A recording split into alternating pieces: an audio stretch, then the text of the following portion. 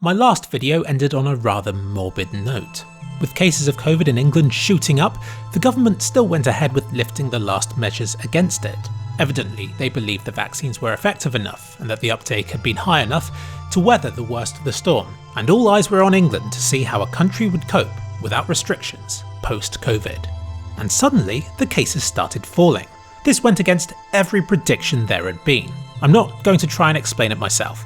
Firstly, because I don't know why just yet, and secondly, because I know there will be a million people blessed with hindsight confidently explaining the sole reason why this happened, and how they knew this would happen all along. But that doesn't do justice to how confusing and surprising this was to experience firsthand as it unfolded. And I think that just goes to show how thick the fog of war is when dealing with the chaotic nature of an emerging pandemic. So right now, as a whole, England is feeling a lot more upbeat, because while cases are still sky high, the fact that they're now shrinking changes everything about the attitude of the people in this country. Most people are still wearing masks. We don't need to, but it's nice to see such common decency from the bulk of the population. And, not meaning to be horrible, though I don't care if I am, the people who aren't wearing them are the sorts of people you'd expect not to. So it isn't really a return to normal. People still have a fear of crowded places. We still wash our hands and wear our masks, and think twice about going to the cinema or eating out, while the threat of COVID still feels so close. But it's a start of a return to normal. If I had to guess, I'd give it till Christmas before people begin acting more normally again, provided COVID cases continue on their downwards trajectory. By which point the threat of winter flu and school spread colds will most likely outweigh the threat posed by COVID again. I'm starting to socialise. I went on a walk with a friend I hadn't seen since before the pandemic started. I casually noted that I was getting my second vaccine in a few days' time, to which he responded with, "Oh, I haven't been vaccinated yet." Honestly, I've gone past the point of caring now. If you want to keep friends, you don't discuss politics, religion, or vaccines. By getting my vaccines, I am doing everything in my power to protect myself and those around me.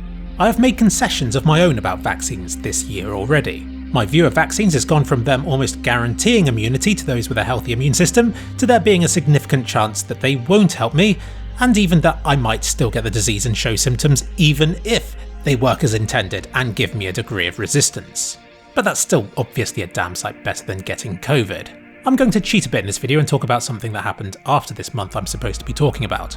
Because I got my second Moderna vaccine on the 2nd of August, and I feel you need to know what to expect. I didn't get any side effects from my first jab, aside from a sore arm, which you obviously get from sticking a needle into it. That goes away completely after about 3 days. But this time around, I got other side effects. Which is expected from a second jab, since it's your body's immune response reacting to something it's already familiar with. My side effects were pretty horrible. They started 8 hours after the vaccine. I was going for a shower and began shivering uncontrollably. My first thought was, I don't normally shiver in August, but then my body started to ache and I realised it was probably the vaccine. So I went for an early night. If you've ever had flu, then you know what to expect. It feels really nice to lie in bed, but not so much to do anything else. The pleasant feeling subsided later in the night when I started to get feverish. I had repeated hallucinations where I was trying to decorate a light that I think was COVID by surrounding it with what I think were flowers. I kept waking up from this and going straight back into it again for what felt like hours. The next day I had a horrible headache and literally couldn't find the motivation to get out of bed until about 1 PM. There's that whole thing that if you have flu, then you know it because you wouldn't climb out of bed to get a £50 note. And that was definitely how I was feeling. So I had been in bed for about 15 hours at this point, and according to my Fitbit, my skin temperature was about 2.5 degrees higher than normal. I went back to sleep early afternoon and woke up at around 6 in the evening, by which time I was feeling a lot better. But that was an unpleasant and unproductive 24 hours. For the next few days, I still had a lingering headache. I felt tender to the touch, as though there were fingers just above my skin poised to tickle me.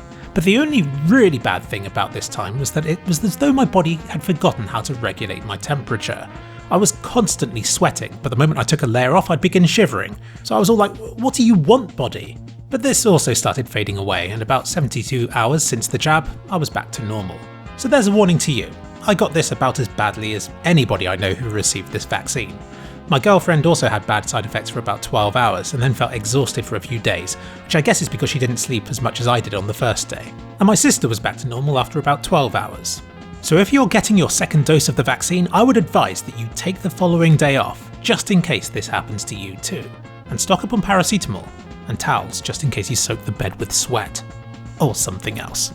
Apparently, it's a good thing I got a reaction because it shows that my body's gained a resistance to it, which, as usual, presents me with more new questions than I have answers. I'm assuming a quick and rapid response from my immune system means that COVID is less likely to hospitalise me or to inflict permanent damage. But if I get more of a reaction to my second jab than I did to my first, does this mean that a third jab would be even worse for me to endure? What about COVID? Has the second jab rendered me impervious to the disease? Will my body respond to COVID in the same way as it has this vaccine? Does this mean that every time I'm exposed to COVID, that I'll have to endure the flu-y symptoms and the continual sweating for a few days? Or does my response to the vaccine have no bearing on how my body will respond to COVID? And if not, then why not? Even without the threat of COVID, my immune system can still put me through quite a bit of suffering. So yeah, the side effects of the vaccine aren't pleasant, but then unvaccinated COVID's meant to be a lot worse. And longer. Obviously some people are anti-vax because they think all vaccines are bad, end of story, and there's no hope for those people. But a common reason I'm given by the people I know is that they refuse the vaccines because they're afraid of the side effects. They hear that somebody in England died from blood clots from AstraZeneca and suddenly they can't take that chance, even though their chance of getting blood clots from COVID is so much higher. Which got me thinking, what if the symptoms of the vaccine side effects and the symptoms of COVID were reversed? Obviously then anybody who would normally take the vaccine would be like, well, there's no point now if it's worse than the disease it's defending us against. But then what about all those people who were refusing the vaccine because of its former side effects? Will they now rush out to get the vaccine, proving that it was indeed the former side effects that they were afraid of? Or will they continue to not get the vaccine, which would mean that it's the physical process of getting vaccinated that they're against? Either way, it exposes a flaw in their reasoning. Another possibility is that these people have decided against the vaccine because of some ill-judged probabilistic calculation that they've made. In their mind, the chance of getting side effects from the vaccine is quite high. For most of us, those are still preferable to chancing the horrible and potentially life-changing symptoms of unvaccinated COVID. But perhaps people not getting the vaccine are doing so because they think they're going to be one of the lucky ones who won't get COVID anyway. Maybe, by being careful in public and by washing their hands, they think they can avoid both COVID and the side effects related to getting the jabs. I think that's a pretty flawed judgment of the situation, but I would understand that more than any other explanation I've been given so far for why people are refusing the vaccines. It's unbelievable how relevant the movie Contagion has remained. So many virus-related buzzwords that we're all familiar with now were featured in that movie. So many of the challenges and twists that movie prophesied have come true. I guess that's what happens when the movie's writers listen to their scientific advisors. But I also love seeing what they got wrong, like how they thought everybody would loot shops instead of just the toilet roll section. I guess we're lucky that the supply chain's held. The bit of the movie that's haunted me again and again is the depiction of a conspiracy theorist who looks to profit from the pandemic. Jude Law's character, in my mind, was always a bit unnecessary. I didn't think people would take his sort of character seriously in an emergency. I thought his inclusion in the movie was simply there to give us a human character to despise, but that it wouldn't really be how such a dynamic played out in a real-world pandemic. Boy, was I wrong. I almost wish he had been the face of conspiracy theorists during COVID. The reality has been so much more insidious. Groups of scientists being paid by big companies just to give the anti-vax movement the appearance of scientific credibility, and to muddy the waters in governmental discussions. There have been YouTubers and Instagrammers paid to sow fear and doubt about the vaccines, people pushing unproven drugs backed up by dodgy studies. The reality has been so much worse than Jude Law's character was in Contagion. If anything, that movie downplayed the significance of conspiracy theorists. Because let's face it, this reality of people literally siding with the deadly disease against humanity would have been unbelievable and deemed unrealistic. When this all started, I think I'd have seen the vaccination rollout and subsequent lifting of lockdown as being a moment of great triumph, and one that would feel amazing. Sure, we've waited a long time for this moment, but it still approaches slowly and gradually. By now, we all know a pandemic doesn't just end because the government says we can go back to normal again. World War II was 6 years, World War I was 4.5 years, Spanish flu was 2 years.